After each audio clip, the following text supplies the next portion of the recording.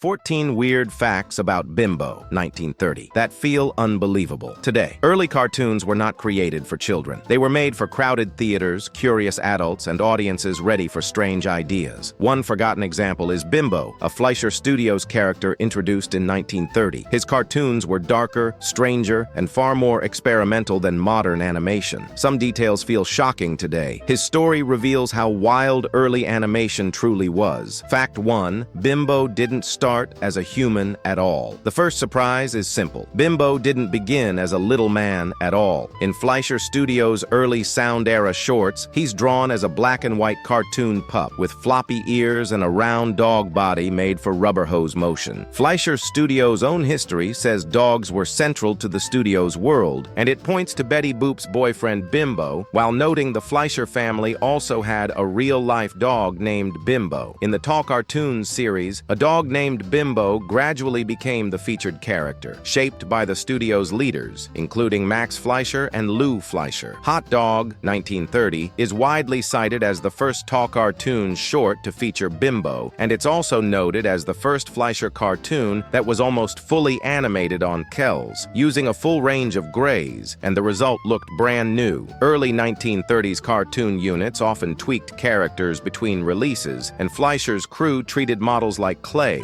not rules back then. After that, his design kept shifting from short to short, but that wasn't everything. Fact 2. Bimbo was designed as a jazz-age adult character. Bimbo wasn't built for Saturday morning kids. He was drawn for grown-ups packed into movie theaters, where animated shorts played before the main feature. The Museum of the Moving Image notes that brothers Max Fleischer and Dave Fleischer made films for grown-up audiences, and that their work grew from New York City roots. MoMA also points out this city kid sensibility, sharply different from Disney's sunny pastoral world. In the Tall Cartoons sound era, Paramount distributed these shorts widely, and the Fleischers filled them with hot music, streetwise humor, and quick visual gags meant to hit hard fast. You can feel it in Bimbo's motion. He reacts to rhythm more than speech, with rubber hose limbs snapping on the beat. A teaching guide from BMCC notes Dave Fleischer disliked stillness and pushed animators to keep characters and even backgrounds moving and bouncing rhythmically. That edge later worried censors and theater owners. Bimbo's cartoons mirrored jazz-age nightlife vibes, and that adult tone would soon collide with stricter rules. And what came next surprised everyone. Fact 3.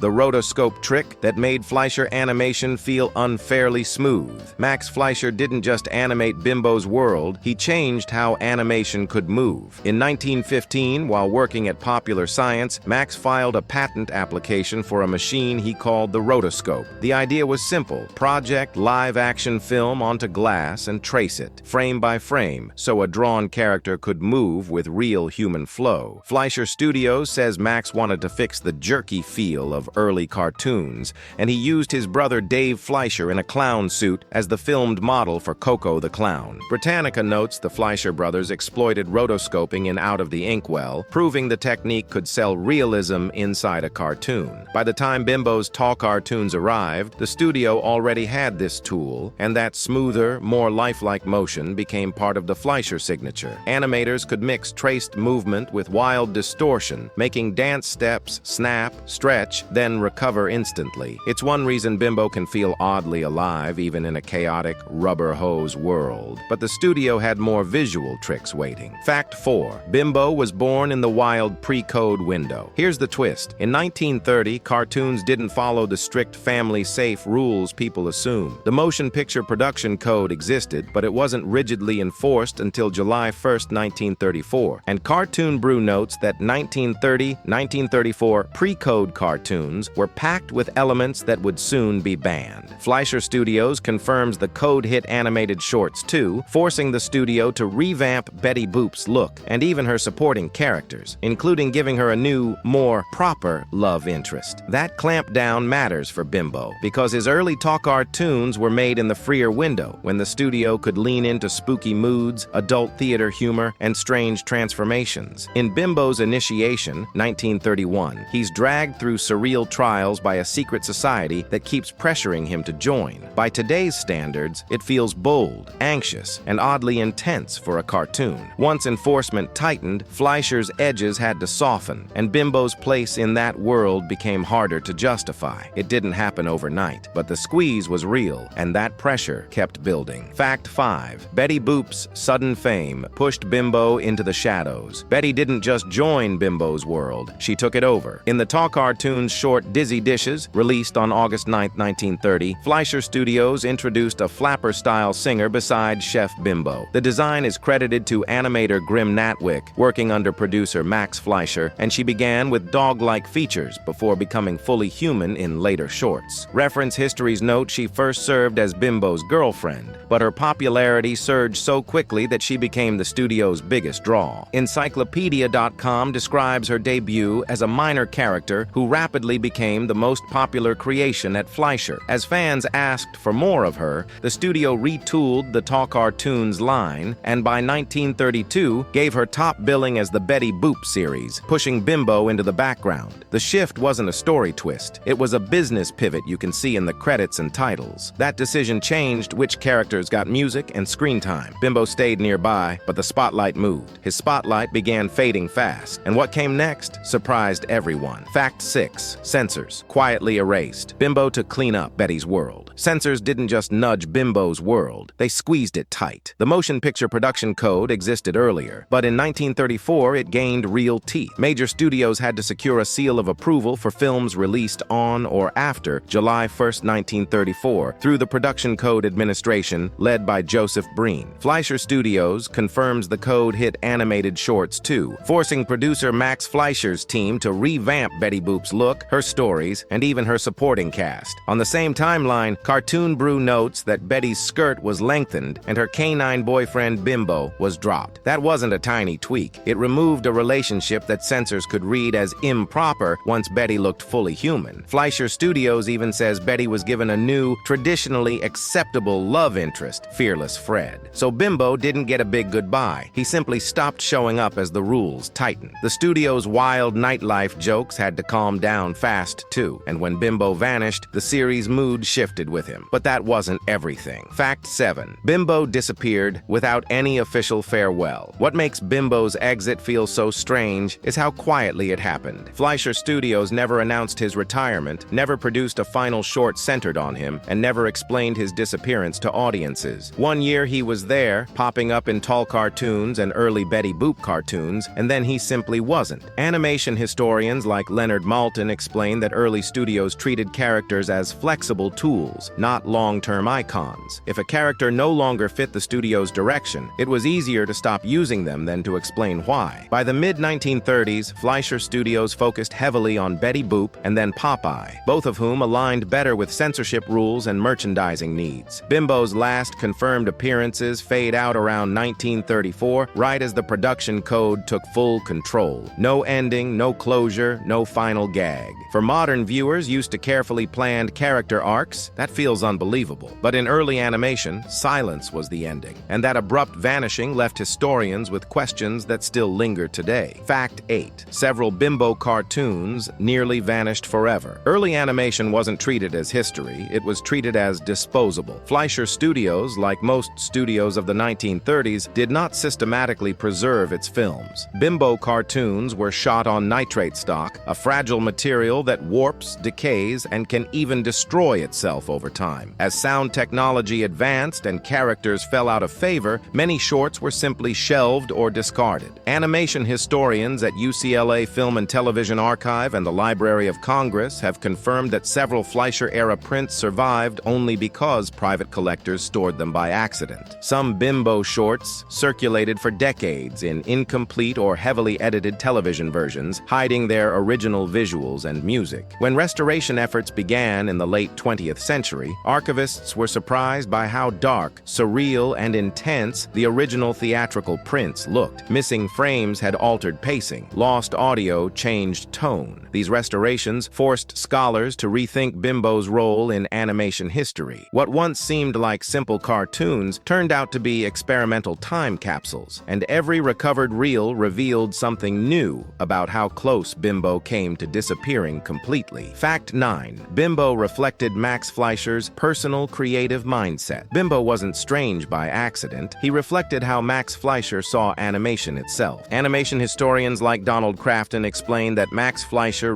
rejected the clean optimism popularized by Walt Disney. Instead, he leaned into surrealism, anxiety, and urban chaos. Fleischer grew up in New York City, surrounded by machines, crowds, and noise, and that environment shaped his cartoons. Bimbo often looks confused, scared, or overwhelmed, reacting emotionally to worlds that constantly melt, twist, and threaten him. That tone mirrored Max Fleischer's interest in subconscious imagery and dream logic rather than fairy tales. Unlike Disney heroes who solve problems, Bimbo usually survives them. Interviews and studio notes show Fleischer valued experimentation over polish, allowing animators to push visuals into uncomfortable territory. Bimbo became a testing ground for that mindset. His cartoons show fear, pressure, and instability in ways rare for the era. Scholars now see him as a window into Fleischer's artistic philosophy. Animation didn't need to comfort viewers, it could unsettle them, and that choice made Bimbo unforgettable, even as it pushed him out of the mainstream. Fact 10. Bimbo helped define early surreal cartoon language. Bimbo didn't live in a stable cartoon world, and that was the point. Fleischer Studios deliberately ignored normal rules of space, weight, and logic, creating environments that behaved like dreams. Animation scholars note that in Bimbo shorts, walls bend, objects come alive, and danger appears without warning. This wasn't random chaos. Max Fleischer encouraged animators to think visually, not narratively. Instead of clear story goals, Bimbo reacts moment to moment, often with visible fear or confusion. That emotional response made the surreal visuals hit harder. Rubber hose animation reached an extreme here, with bodies stretching and snapping back in impossible ways. Film historian Donald Crafton describes Fleischer cartoons as closer to urban surrealism than fairy tales. While Disney focused on consistency and clarity, Fleischer leaned into instability. Later experimental animators would study these shorts as early examples of non-linear visual storytelling. Bimbo became part of a new animation language, one built on rhythm, shock, and transformation rather than logic. His world didn't need to make sense, it needed to feel alive, and that fearless approach left a mark that lasted long after he disappeared. Fact 11. Television censorship rewrote Bimbo's image. When Bimbo's cartoons later moved from theaters to television, they didn't arrive intact. Broadcasters in the 1950s and 1960s followed strict content rules, especially for animation shown during daytime hours. Animation historians and archives note that many Fleischer shorts were heavily edited for TV syndication. Scenes with dark imagery, frightening moments, or suggestive humor were cut. Musical timing was altered. Entire sequences vanished. Some Bimbo cartoons were skipped entirely because programmers felt they were too strange or unsettling. As a result, generations of viewers saw softened, incomplete versions that barely resembled the original theatrical releases. This created a false image of Bimbo as a harmless, minor cartoon figure. When archivists at institutions like UCLA and the Library of Congress later compared TV prints with original nitrate elements, the differences were shocking. The restored versions revealed sharper pacing, heavier moods, and stronger surreal imagery. Television didn't just hide Bimbo, it reshaped his legacy. By the time his true tone resurfaced, public memory had already moved on, and that quiet rewrite changed how animation history remembered him. Fact 12. Bimbo failed because he was hard to sell. In early animation, survival wasn't just about creativity, it was about sales. While Walt Disney built a massive licensing machine around Mickey Mouse, Fleischer Studios struggled to keep pace. Animation historians note that Bimbo was never heavily merchandised. He lacked a clear, friendly identity that could move easily onto toys, books, or ads. Fleischer Studios instead focused their limited marketing power on Betty Boop, whose image sold sheet music,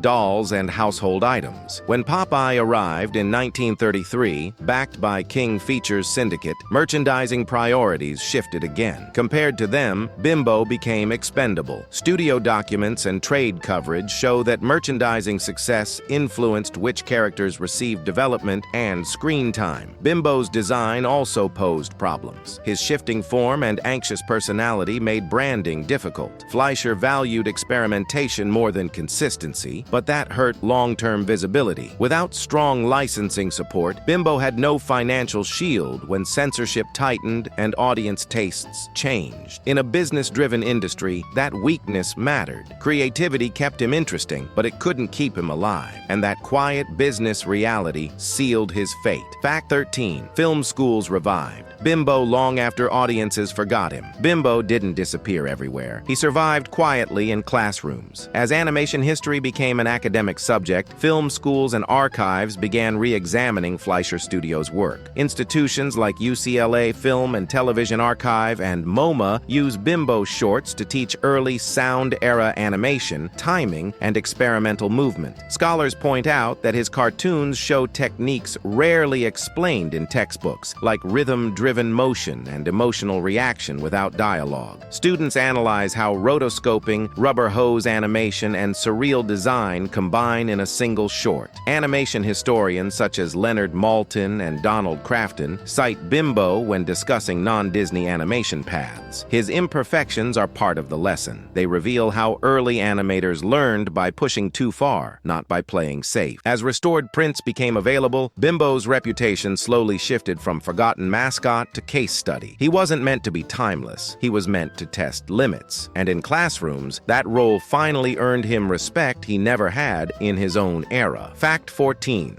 Bimbo represents a lost moment of total creative freedom. Bimbo exists because animation once had almost no limits. In the early 1930s, studios like Fleischer were inventing the medium in real time. There were no firm rules about tone, audience, or subject matter. Animation historians describe this period as experimental and unstable, where cartoons could be funny, frightening, musical, or surreal all at once. Bimbo thrived in that chaos. His world bent, threatened him, and laughed at him, reflecting a freedom that later vanished. Once censorship tightened, merchandising took over, and studios chased safety, that wild space closed. Characters had to behave, worlds had to make sense, and edges were sanded down. Bimbo didn't fit anymore. Today, scholars see him as a time capsule from animation's unruly childhood, before the medium decided what it was supposed to be. His cartoons still feel strange because they come from a moment that never returned.